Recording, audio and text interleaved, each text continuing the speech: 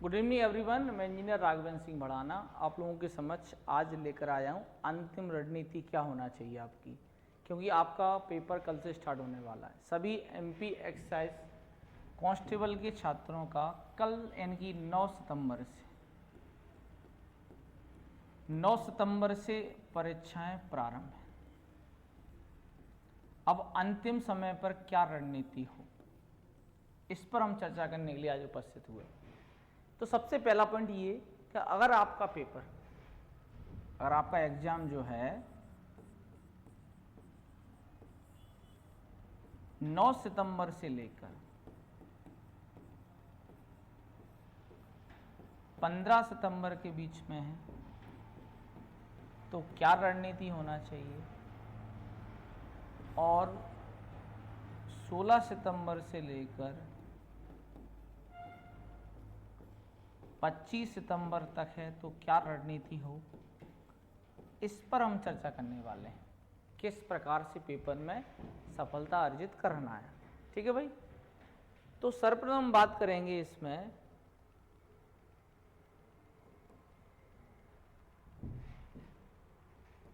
चलो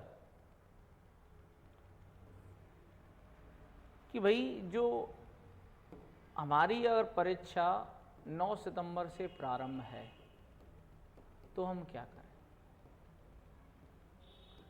15 सितंबर के बीच में तो हम क्या करें। तो ध्यान से देखो बेटा, एक दिन शेष है, आज 8 तारीख हो चुका है, कल 9 है, तो एक दिन में हम क्या कर सकते हैं, रात भर में कर सकते हैं भाई, क्यों नहीं कर सकते। तो बेटा हमें इस समय पढ़ना चाहिए करंट अफेयर्स। करंट अफेयर्स के कम से कम 4 से 5 प्रश्न आने वाले, यानी कि पूरी परीक्षा में करंट अफेयर्स के लास्ट टाइम पे 4 से 5 क्वेश्चन आएंगे भाई। ठीक है भाई, जिनको हम क्या कर सकते हैं, अभी स्पीडी लाकर स्पीडी के माध्यम से हम पढ़ सकते हैं। किसके माध्यम से पढ़ सकते हैं बेटा, हम स्पीडी को लाकर हम पढ़ सकते हैं। अभी मेरे हिसाब से आप क्लास अपलोड हो उसके तुरंत बाद आप देखें उसको, और मेरे हिसाब से अभी से चले जाएं। अगर आपके पास नहीं है तो लेकर आएँ। तो 4 से 5 प्रश्न यहाँ मिल जाएंगे, जिसमें आपको एमपी के लिए एग्जाम पीडी आती है और इंडिया के लिए भी एग्जाम पीडी आती है, इसको आप प्रेफर कर सकते हैं। इसके अलावा आप यहाँ कर सकते हैं स्पीडी, जो रेलवे की जो स्पीडी आती है ना, वो भी बेस्ट ऑप्शन है। अगर एग्जाम पीडीएफ पढ़ लिया तो बहुत बेस्ट ऑप्शन है। अगर वो नहीं पढ़ पा रहे हैं हम, तो बेटा आप स्पीडी पढ़ लीजिएगा, उससे भी अपना काम हो जाएगा। ठीक है। और हमें क्या करना चाहिए भाई, अगर आपका पेपर 9 सितंबर से लेकर 15 सितंबर के बीच में है तो हमें करना चाहिए भाई कि इसमें एक तो करंट पढ़ना चाहिए, और हमें एमपी को अच्छे से पढ़ लेना चाहिए कि भाई एमपी करंट आ रहा है, या एमपी का इतिहास आ रहा है, या एमपी का भूगोल आ रहा है, या एमपी की पॉलिटी आ रही है। यानी कि पॉलिटी मतलब प्रशासनिक व्यवस्था से कोई क्वेश्चन आ रहा है, तो हमें पढ़ लेना चाहिए, क्योंकि हमारे पास समय कम है। ठीक है। बाकी का देखो, आप जानते हैं कि भाई साइंस आने वाला है इसमें, तो साइंस में मैं आपको यही गाइड करूंगा कि आप बायोलॉजी को अच्छे से पढ़ें। किसको अच्छे से पढ़ें, बायोलॉजी को, तो आप ज़्यादा स्कोर कर पाएंगे। क्योंकि आपकी परीक्षा में बायोलॉजी आने वाला है 7 से 8 नंबर, 7 से 8 क्वेश्चन आने वाले हैं आपके पेपर में। किससे, सिर्फ और सिर्फ बायोलॉजी से आने वाले हैं 7 से 8। ठीक है। और हमें क्या ध्यान रखना है बेटा, इसमें जो हम कर सकते हैं, जो हमारे सानिध्य में चीज़ें हैं, तो पहला प्रश्न ये है इसमें कि हमें, अगर आपका 9 सितंबर से 15 सितंबर के बीच में, तो करंट पढ़ लीजिएगा, एमपी को अच्छे से पढ़ लीजिएगा, और साइंस में बायोलॉजी। क्यों बेटा समय कम है, तो मैं कहूँ कि आपसे हिस्ट्री उठा के बैठे जाओ, मैं कहूँ आपसे पॉलिटी पढ़ने बैठ जाओ, तो बेटा आप समय नहीं बचा है। अब तो सिर्फ आपको क्या करना है, करंट अफेयर्स, MPGK और बायोलॉजी, ठीक है। अब हम बात करते हैं मैथ में क्या पढ़ लेना चाहिए अभी। तो बेटा मैथ में आपको पढ़ लेना है अभी मोड, मीडियन, ठीक है। ये जो यूनिट है बहुलक, मध्य, माध्यिका, मानक विचलन, विचलन, ये जो यूनिट है ना, यहाँ से आपको 4 से 5 प्रश्न मिलने वाले। बेटा अंत भला सो सब भला, ठीक है। इसके अलावा हम बात करते हैं DI के बारे में। DI से भी आपको 3 से 4 प्रश्न मिलने वाले हैं। अभी मैं वो यूनिट बता रहा हूँ, चाहे GK हो या मैथ हो, जो आपको पेपर में आज से भी स्कोर करा सकती है, ठीक है। DI पढ़ लो अच्छे से, 3 से 4 प्रश्न आ जाएंगे यहाँ से, ठीक है। इसके अलावा बेटा time and work, time and work से 2 प्रश्न हर पेपर में मिलेंगे। SI/CI से 2 प्रश्न हर पेपर में मिलेंगे। इनको तो रट मारो, जान लगा दो, जान, कोई नहीं रोक पाए तो, ठीक है। Time and work, SI/CI, DI, ये यूनिट में बहुत इंपॉर्टेंट है। इसके अलावा जो मुझे लगता है परमानेंट आती है इसमें, तो वैसे तो सभी यूनिटों से क्वेश्चन आते हैं, लेकिन उनसे ज़्यादा आएंगे जो मैं आपको बताने वाला हूँ। एक इसमें ट्रेन और boat and string, boat and string, इससे भी प्रश्न आते हैं। सॉरी, ट्रेन और बोट एंड स्ट्रिंग, इससे भी प्रश्न आते हैं, ये भी पढ़ना पड़ेगा आपको। तो ये अगर आप ये पढ़ लेते हैं सीधा से, ये 5 क्वेश्चन, ये 3, 8, 10, 12 और 14, अगर 14 प्रश्न आज से हमने अभी से, यानी कि 2 दिन बचे हैं अपने पास। अगर आपका 9 को है तो 1 दिन है, 10 को तो 2 दिन है। अगर ये 4 से 5 यूनिट कर लेते हो ना, तो मैथ में 15 नंबर हैं। क्या है बेटा? 15 क्वेश्चन है जो आपकी कोई ताकत आपसे छीन नहीं सकती, 100% आने वाले क्वेश्चन है, ठीक है। इसी प्रकार से ये करंट अफेयर में देखो 5 क्वेश्चन, 5 MP से आने वाले हैं और 8 यहाँ से, तो यहाँ भी बेटा देखो 15 से 18 नंबर का ज्ञान है। तो मुझे ये लगता है कि अभी आपके पास जो समय है, जो रिमेनिंग समय बचा है, 2 से 1 दिन, 2 दिन हो सकता है आपको, 9 को तो 1 दिन, 11 को तो 2 दिन, तो आप 2 से 3 दिन में मुझे लगता है आप इसको कवर करें जो मैं आपको बताने वाला हूँ, ठीक है। क्या मैथ में ये मध्य माध्यिका बहुलक वाली unit, DI unit, time and work, SI/CI, train, boat and string, ठीक है। करंट अफेयर में बात करें, MP ये सब देख लेना है अपने को, MP का इतिहास देख लेना है, और बायोलॉजी से भी प्रश्न आने की पूरी संभावना है। तो इस प्रकार से बेटा ये मैथ और GK का मैंने आपको बता दिया है। 2 दिन की रणनीति बेटा, इनको भी काम कर लेते हैं आप, तो मुझे लगता है आप मैक्सिमम स्कोर कर पाएंगे, ठीक है। अगला जो है अपना, अब हम बात करें भाई रीजनिंग में क्या पढ़ लें इन 2 दिन के अंदर। तो देखो बेटा, रीजनिंग में सरल यूनिट के पढ़ने मत बैठ जाना कि भाई हम क्या पढ़ रहे हैं, हम पढ़ रहे हैं सीरीज, हम पढ़ रहे हैं अल्फ़ाबेट सीरीज, नहीं बेटा ये बच्चों ऐसी बातें हो गई बेटा, ये सबको आता है। अपने को इस समय सिर्फ और सिर्फ क्या देख लेना है, क्लॉक को देख लेना है, जो कि टफ यूनिट है, ठीक है। कैलेंडर को देख लेना है।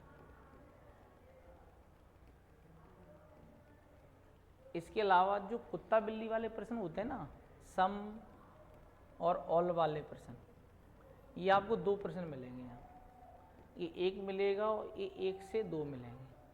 तो बेटा ये टफ प्रश्न माने जाते हैं। देखो मैं आपको बताऊं, मैं गधों की रेस में नहीं दौड़ाना चाहता आप, मैं घोड़ों की रेस में दौड़ाना चाहता। मैं चाहूँ तो अभी बताऊँ बेटा, आप अल्फ़ाबेट कर लेना बेटा, आप सीरीज कर लेना, आप नंबर सिस्टम के वो आ जाए वो कर लेना, वेन डायग्राम कर लेना।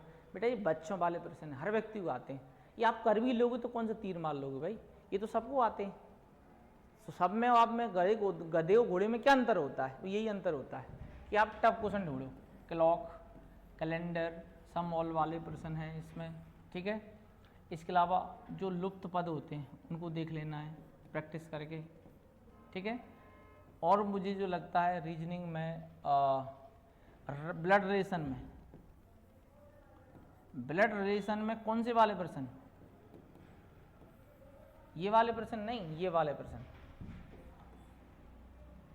इसका मीन्स ये है माइनस के मतलब लंबा हो गया, छोटा हो गया, इस तरह के प्रश्न अगर आप एक दूसरे संबंध दर्शाते हैं, इनटू डिवाइड वाला संबंध, ठीक है, और प्लस वाला संबंध क्या है होता है, माइनस वाले का मतलब क्या होता है, इस तरह का 1 या 2 प्रश्न आएगा आपके में। ये आप भीड़ में भीड़ नहीं कर पाएगी, स्कूलिंग तुम कर जाओगे।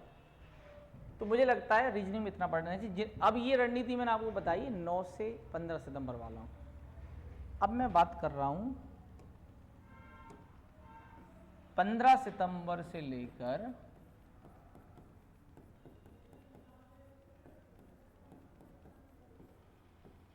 21 सितंबर या उससे अधिक, उनको क्या करना चाहिए, उनके लिए क्या रणनीति हो, हम उस विषय पे बात कर लेते हैं। तो देखो ध्यान से, अब देखो इनके पास तो सीधे सीधा आपके पास हम बात करें 6 दिन है, ये क्या करें। अगर आपके पास 6 दिन है तो मुझे जो लगता है अभी आपको तसल्ली से मैथ की यूनिट उठाना चाहिए 3 दिन तक, क्योंकि टफ पोर्शन वही है। 3 दिन तक फुर्सत से कर लो, कोई दिक्कत नहीं है। कौन कौन सी यूनिट, जैसे कि मैं बात करूं इसमें मेंसुरेशन है, उसको कर लो, ठीक है। लाइन एंड एंगल एंड इसमें जो टफ सवाल होते हैं ना लाइन एंड एंगल के अंदर, जैसे हम बात करें और भी है, समलंब चतुर्भुज है, ये सब मेंसुरेशन में आ गए, लाइन एंड एंगल आ गया इसके अंदर, ठीक है। और जो अवनमन उन्नयन कोण आते हैं और उन्नयन कोण, इससे संबंधित जो प्रश्न आते हैं, अवनमन और उन्नयन जो कोण है इससे संबंधित जो प्रश्न आते हैं वो हमें ध्यान रखना है, ठीक है। और हमें क्या ध्यान रखना है, और हमें ये ध्यान रखना है जो टफ यूनिट में इसलिए कर रहा हूँ, 3 दिन में कर लो इनको करना हो तो, ठीक है। और साइन कॉस थीटा का आता नहीं क्वेश्चन, ट्रिग्नोमेट्री वाला,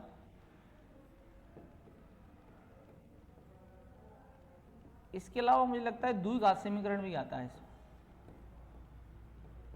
द्विघात समीकरण 1 से 2 प्रश्न आता है, इनको भी उठा लो अभी, ठीक है।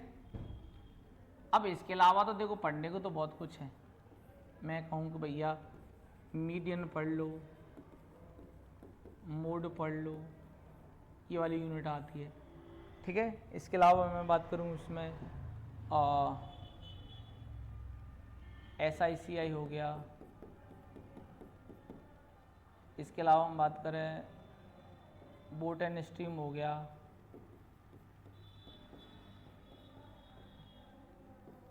एंड ट्रेंड हो गया, इनको भी पढ़ना चाहिए आप, ठीक है। तो अब ये जो मैंने आपको बोर्ड पे बताया ना, ये यूनिटें कवर कर ली तो ना, तो भी आप मैथ में अच्छा स्कोर कर पाओगे, बहुत अच्छा स्कोर, अच्छा नहीं बहुत अच्छा स्कोर कर पाओगे। इसका हमें विशेष रूप से ध्यान रखना है, ठीक है भाई। अब हम बात करते हैं कि भाई इसमें तो पढ़ लिया हमने मैथ में, जीके में क्या पढ़ना चाहिए, अंतिम रणनीति। बेटा जीके में जो है करंट तो पहली प्राथमिकता है भाई, क्योंकि लास्ट में करंट अफेयर से ही पढ़ना चाहिए, ठीक है। इसके अलावा हम बात करेंगे बायोलॉजी। आप सोच रहे हैं कि भाई सब में एक ही क्यों बता रहा हूँ, नहीं ऐसा नहीं है। बायोलॉजी जरूर पढ़ना चाहिए, 6 से 8 प्रश्न आते हैं, ठीक है। और हम बात करेंगे एमपी, पढ़ लीजिएगा भाई।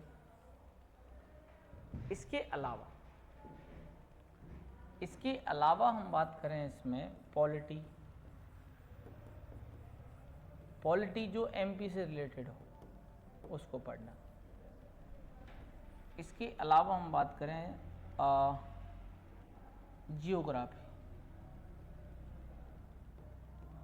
खासकर एमपी ज्योग्राफी और इंडियन ज्योग्राफी।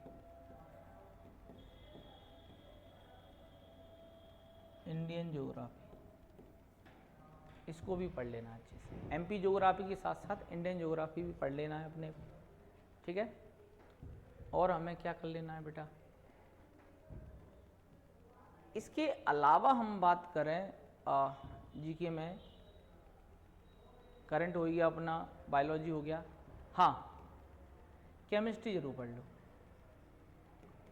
केमिस्ट्री में खासकर हम बात करेंगे अम्ल वगैरह आई जाते हैं पेपर में। अम्ल के अलावा अवस्था परिवर्तन जैसे ऊर्ध्वपातन, ऊर्ध्वपातन, ये सब अवस्था परिवर्तन क्या पढ़ लेना है अपने को, अवस्था परिवर्तन।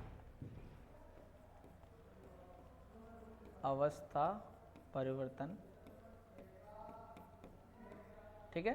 अवस्था परिवर्तन कैसे, से ठोस का द्रव में बदलना। तो आपसे कुछ नहीं आ सकता ऊर्ध्वपातन क्या कहलाता है, तो आप ध्यान रखना ठोस से गैस में बदलना, क्या लगा देना, ठोस से गैस, ठीक है। इसके लिए पढ़ना पड़ेगा भाई, ठीक है।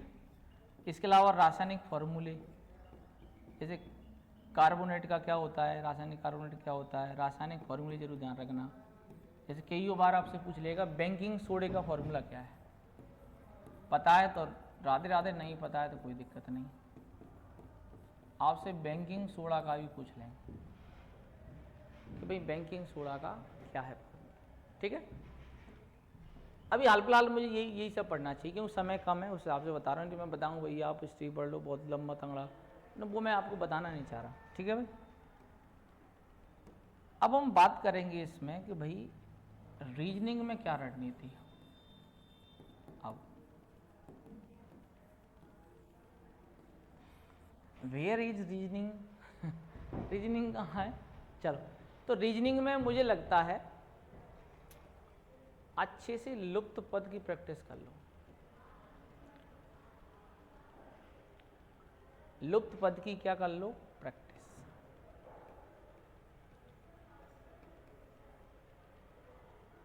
लुप्त पद की क्या कर लो, प्रैक्टिस।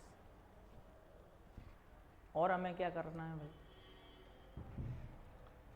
और हमें ये करना है लुप्त पद की प्रैक्टिस के अलावा अनिवार्य रूप से कैलेंडर,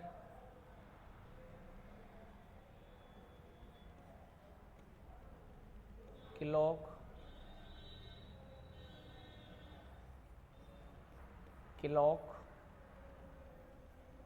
सीरीज क्रम, यहाँ सीरीज क्रम भी पढ़ो अच्छे से। जैसे तुमने ये वाला ABCD, DCB इस तरह से आती ना आकृति, है आपको 2 नंबर मिलेंगे यहाँ, ठीक है। और हम बात करते हैं और सम और ऑल वाले प्रश्न, सम और ऑल वाले प्रश्न जरूर पढ़ना है अपने को, ये आने वाले हैं। वेन डायग्राम पढ़ लेना आराम से, क्योंकि अभी अपने पास 6 से 8 दिन है, आप आराम से कर सकते हो। 24 घंटे दो भैया, सोना भी कम कर दो, नौकरी लगानी है ना, सोना बंद कर दो भैया, नौकरी लग गई ना तो मन चाहे वो काम होते हैं। हम जिससे प्रेम करते हैं या जिसको हम पाना चाहते हैं वो सब मिलेगा दुनिया में, जो तुम चाहते वो मिलेगा, लेकिन उसके लिए क्या करना पड़ेगा आपको, पहले आपको प्रेम के लिए भागना पड़ेगा उसके पीछे, जो हमारा लक्ष्य है। आप कह रहा हूँ दुनिया की कोई ताकत आपको नहीं रोक सकती अगर आप अच्छे से पढ़ेंगे, ठीक है। तो इस चीज़ का हमें विशेष रूप से ध्यान रखना है। और मुझे लगता है बाकी सरल यूनिट है, मैं इसमें क्या बताऊँ, इसमें बाकी सब सरल ही हैं, क्लॉक है, ये सब सरल है। इसके अलावा रीजनिंग में इसमें है जो मिसिंग नंबर तो है ही अपना, लुप्त पद या मिसिंग नंबर एक ही बात है। इसके अलावा इसमें जो डिक्शनरी ऑर्डर आता है, इसके अंदर डिक्शनरी ऑर्डर जो आता है ना, वो भी पढ़ना पड़ेगा। क्या पढ़ना पड़ेगा? डिक्शनरी ऑर्डर पढ़ना पड़ेगा। उसको अच्छे से पढ़ो, बहुत अच्छे से पढ़ो, ठीक है। तो अगर देखो, अंतिम समय मरता क्या नहीं करता, आपको करना है और करना भी चाहिए। तो आप, इसलिए मैं कहूँगा कि बिल्कुल पूरी ताकत लगा दो इसमें, जी जान लगा दो, किसी भी प्रकार से आप पीछे नहीं हटना। मैं कह रहा हूँ सीना ठोक कर पेपर निकलेगा, आप नो टेंशन, ठीक है भाई। यहीं मैं अपनी बात को विराम दूंगा। सभी को मेरी ओर से अग्रिम शुभकामनाएं। आप एक्साइज कांस्टेबल बने, आप एक्साइज इंस्पेक्टर बने, आप देश में और प्रदेश में नाम रोशन करें, ऐसी मेरी इच्छा है। तो मैं लगातार आपसे जुड़ा रहूँगा इसी प्रकार से। ये मेरा कर्तव्य भी है, एक बड़े भाई के नाते कर्तव्य है, और छोटे भाई को गाइड करना मेरा धर्म भी है। इसलिए आप मेरे साथ जुड़े रहें, मेरे चैनल को लाइक करें, शेयर करें, सब्सक्राइब करना बिल्कुल ना भूलें। जय हिंद, जय भारत, जय भारत माता।